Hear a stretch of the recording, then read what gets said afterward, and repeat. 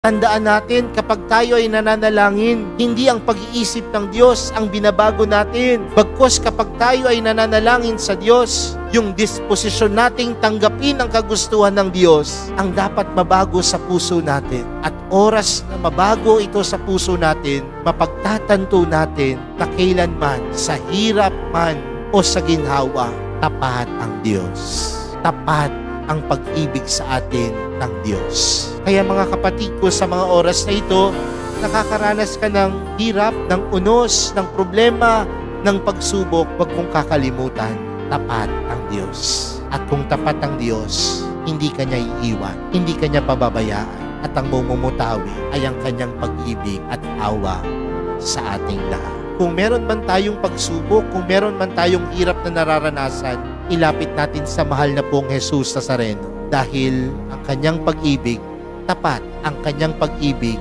kailanman hindi mawawala para sa atin.